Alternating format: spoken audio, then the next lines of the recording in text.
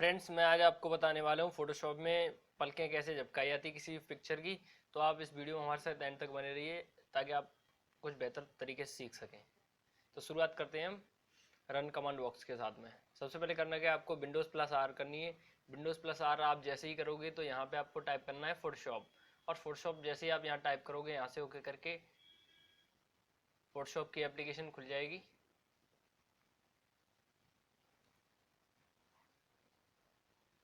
इसके खुलते ही आपको ये कुछ ऐसे प्रीफेस दिखाई देगा, फोटोशॉप की विंडो इस तरीके से दिखाई देगी। तो आपको करना क्या है, यहाँ पे डबल क्लिक करना है। डबल क्लिक करने के बाद आपके कंप्यूटर में जो भी पिक्चर्स वगैरह होंगे वो आपके खुल के आ जाएंगे। हमें दूसरे फोल्डर में देखना पड़ेगा इसके लिए।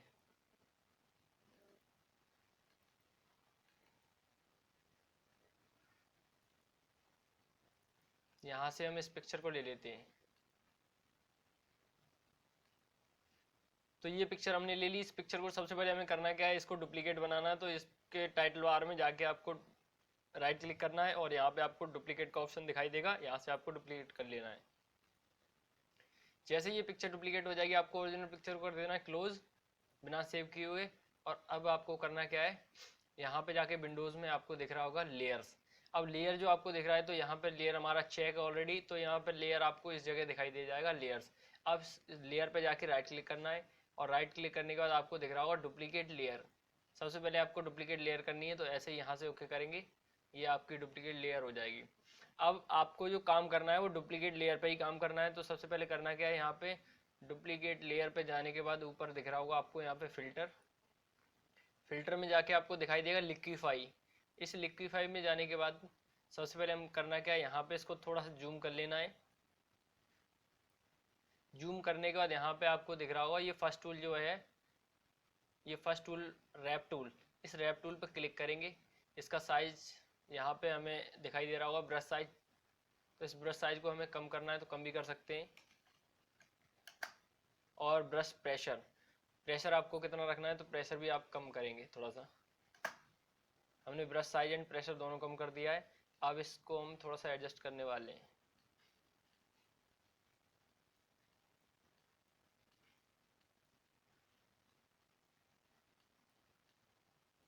इसको अच्छे से कर लेंगे।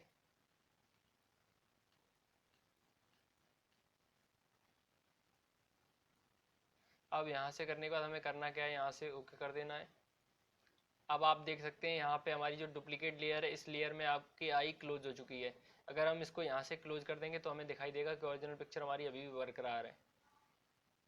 यहाँ से ये काम हमारा हो गया है। इसके बाद हमें नीचे दिखेगा जंप टू इमेज रेडी, तो यहाँ पे हमें क्लिक करना है सबसे पहले। इससे हमारा एडोब का जंप इमेज रेडी खुल जाएगा।